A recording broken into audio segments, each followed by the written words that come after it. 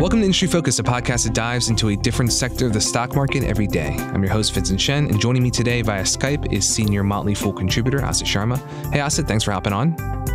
Thanks so much, Vince. Happy to be here as always. So as a reminder to anyone who has missed my previous announcements, this is the last show I pre-recorded before saying my goodbyes to the Industry Focus team. So some 200 episodes captured in this studio. I've said it before, I'll say it again. Thank you for being a part of this journey.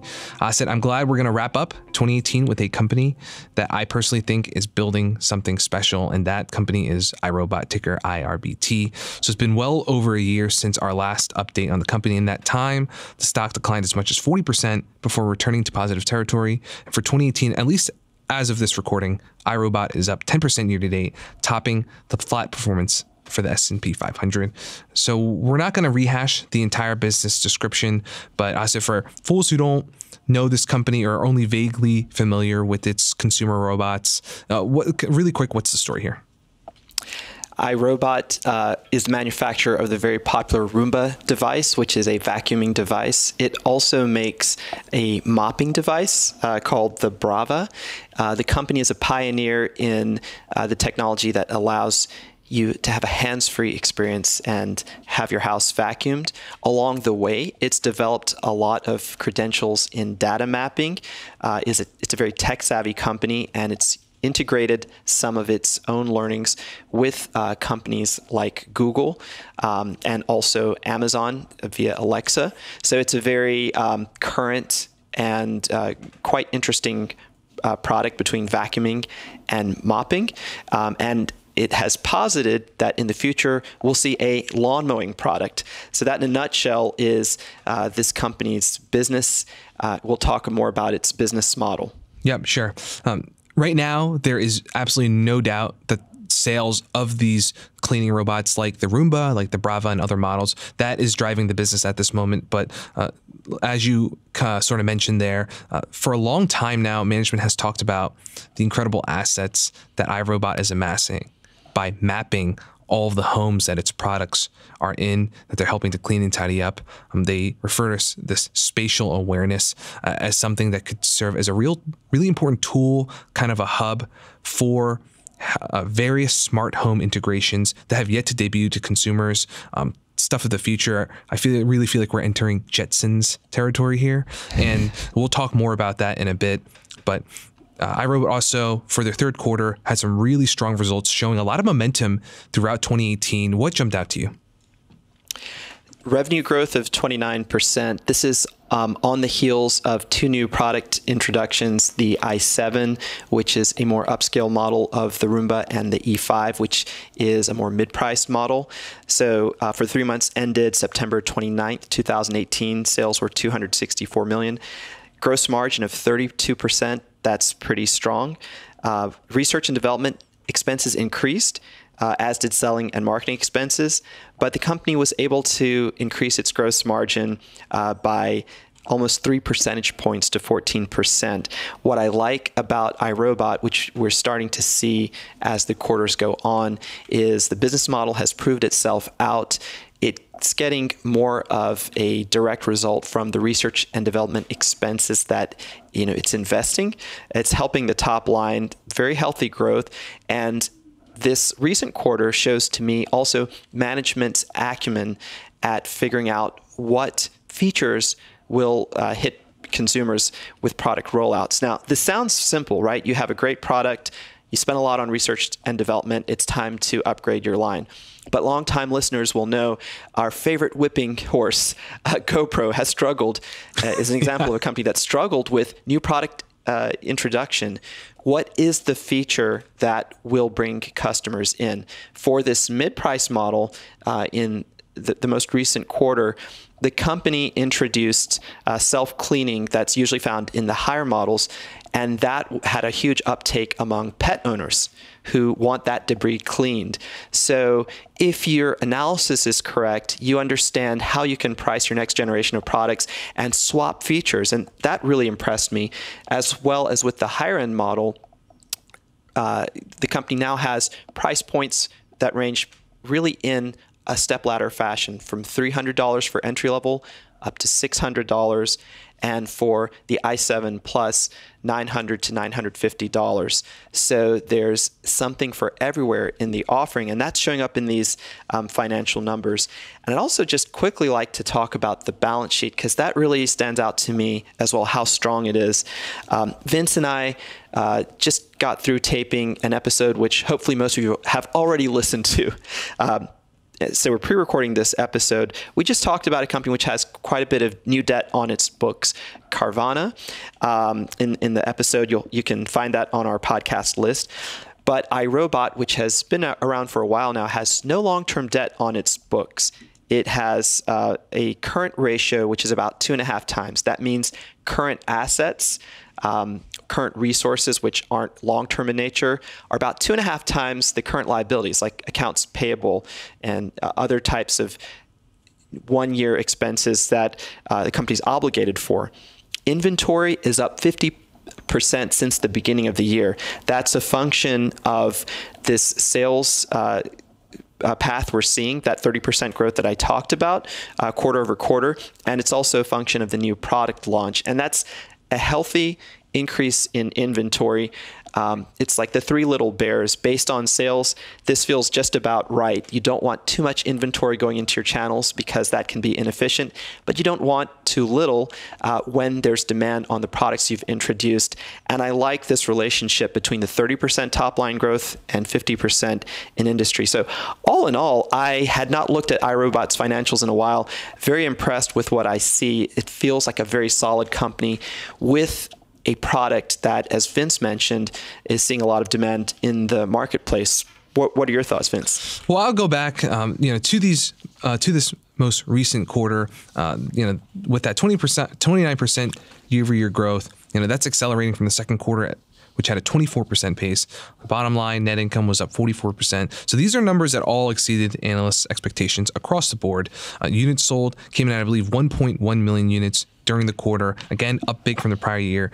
And something that management has stressed is that revenue growth for the company will largely be driven by units rather than average selling prices. So one that I think supports the broader trend of greater smart home device adoption. And even then, as you mentioned, that step change in terms of the pricing for their products, $300 to $600 to as much as $900. Clearly, customers feel that the features that the company is introducing are compelling because average selling prices are increasing. They went from $260 to $289 year over year in this period. Gross margins, again, expanding, I think you said the 3 percentage points, so widening there as well. And I think for the time being, this should be enough to hold off some of the critics, some of the bears who have argued that iRobot will struggle to compete with a growing number of low-cost competitors, because the features, for example, for the premium i7 Plus that it released are just incredible, looking at how it can really become a seamless part of your home. But Asa, do you actually own anything like this? Any of these robotic vacuums, even from a competitor or anything? So for those who can watch the video later, I only shoot myself like shoulders up. I say that to make the point that I need all the exercise I can get, and I use a broom manual process. We had some friends who bought a Roomba when it first came out, and many friends since then have converted. So I'm very familiar with it, but it's one of those pieces of tech that I'll probably give into, but for now, I think I will hold out for as long as I can. I gotta keep this waistline in. Curious, Vince, now, of course, you're moving on and traveling. Do you happen to have a Roomba? No, I don't, but honestly, the more I look into what some of these products offer, especially from iRobot, it really becomes tempting. So with this latest i7 release, if you purchase it with a dock, it can clean a room and detect on its own when its dustbin is full, and then it will return to the dock to automatically empty the bin within the unit before moving on to clean more.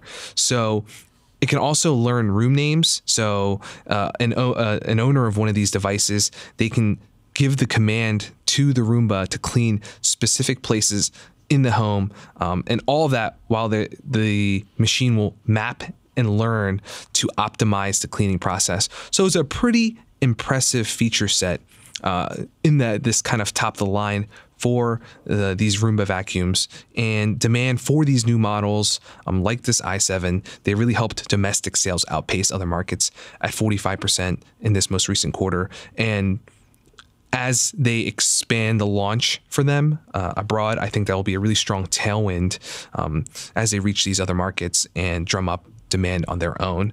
So this latest report, I think, is undeniably strong, but there were some elements outside of the company's control that are, I think, driving the near-term story for iRobot, and those are some of the issues with tariffs, for example, that have investors concerned. I'm curious as to how worried do you think investors should actually be about these tariffs and how they might hurt the bottom lines in kind of the near to medium term? Investors should be aware of the impact.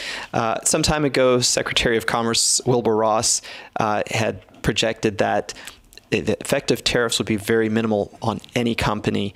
And he used Campbell's soup cans as an example. He said it's a cent or two on a Campbell's soup can.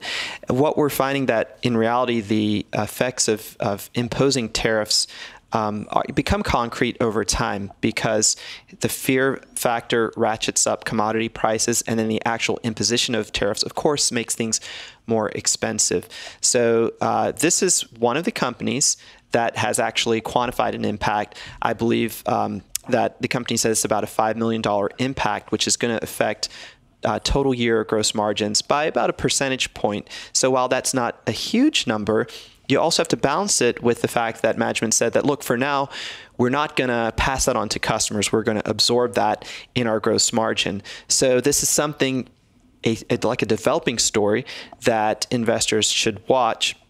I would say over time, Roomba products are leading the market in innovation, so there's some price elasticity there, which Vince talked about a couple of episodes again. We'll go back to Econ 101, that the company has some pricing power in its products, and I think the tariffs is a great example of this.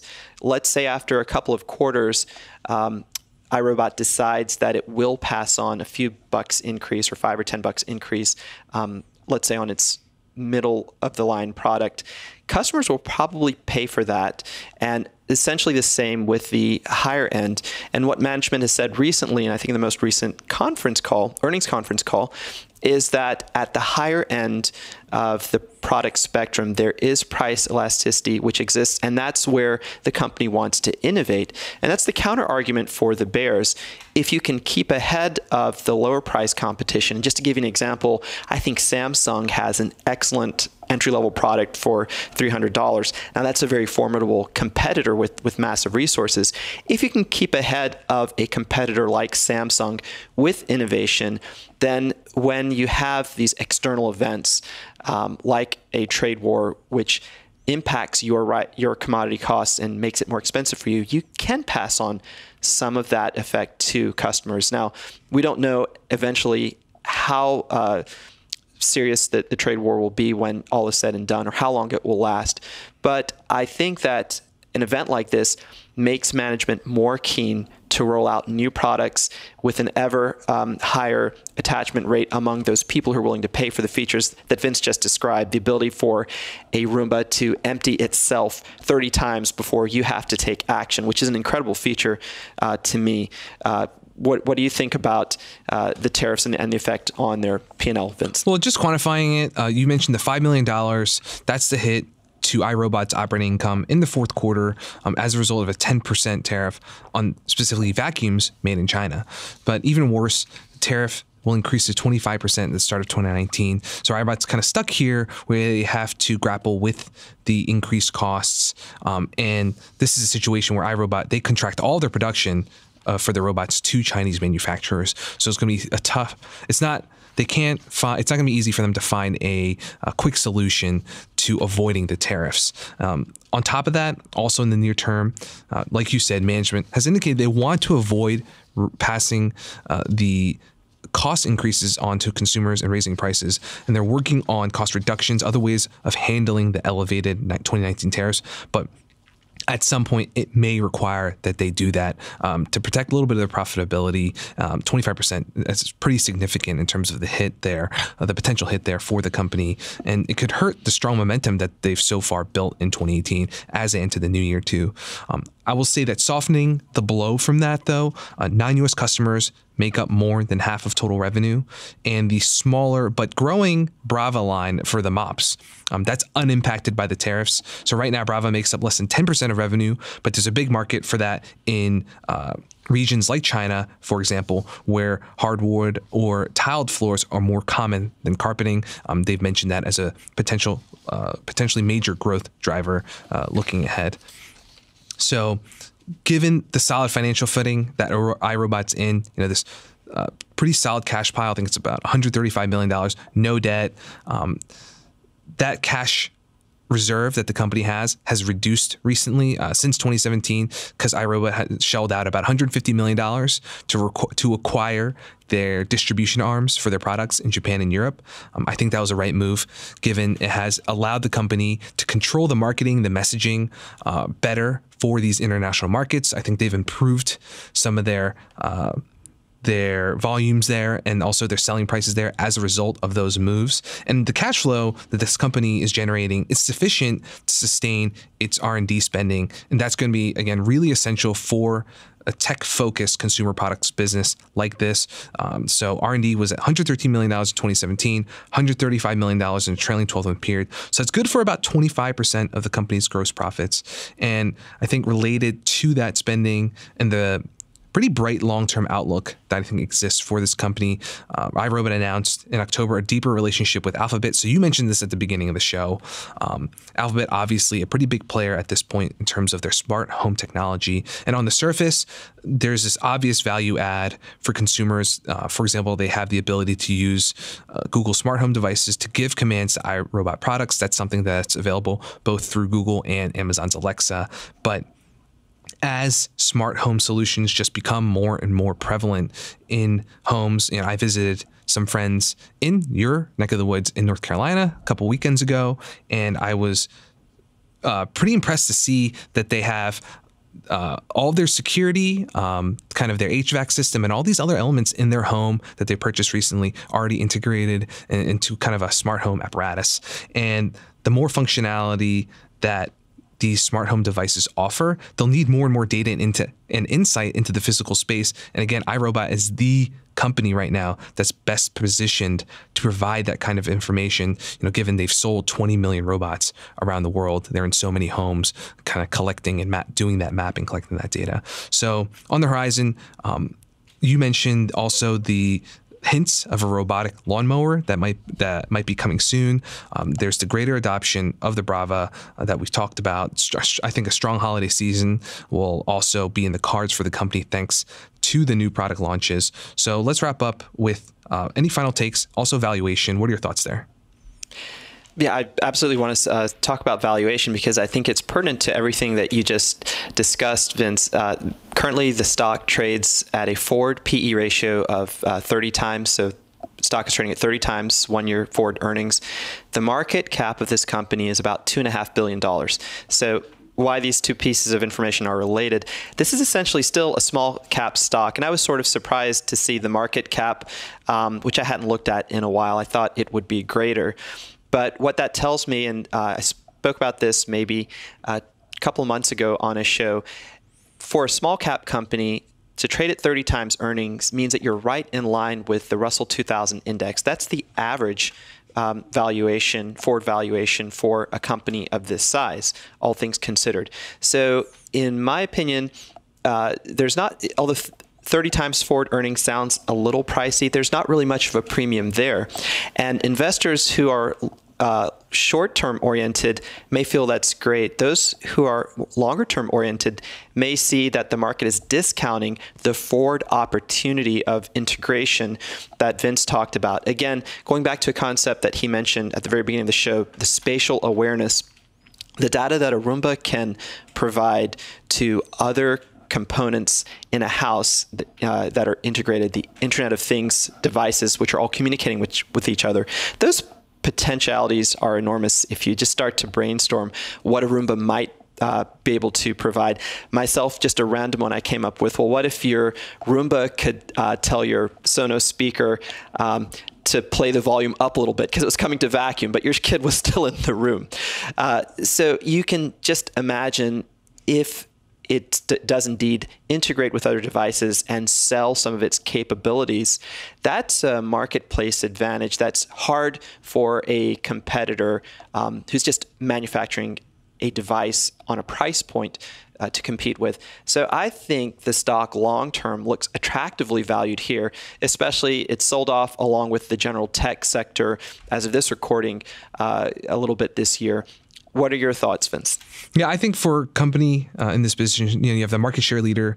They're putting up well over 20% top line growth in 2018, over 15% on the bottom line. The 30 times forward earnings doesn't look quite so pricey to me. I think a long-term investor also generally not quite shrug off, but not put as much weight from, for example, the near-term hit with the tariffs. And that doesn't mean you can't protect yourself by building up your position here over time. And given the strong demand, for example, for these new products that they launched, those are going to be big story drivers, I think, in the holiday season. So, strong sales, maybe weaker profits, but the company is going to work into that with these new features and building up their ASPs. And it's just, you have a company here that's the leader in this young industry. It's still, as you said, it's very small, $2.5 billion market cap. I really, again, have been excited to kind of look into this company, get updated on it again. It's just a very cool business. All right, so that's all the time we have for today. Thank you, Asa, for joining us. Thanks so much, Vince. This has been a pleasure. Thank you, Fool, so much. For Austin, for Asa and all the other contributors, I'm signing off from Industry Focus. Thank you for all your support. People on the program may own companies discussed in the show, and the Motley Fool may have formal recommendations for or against any stocks mentioned, so don't buy or sell anything based only on what you hear during the program. Fool on.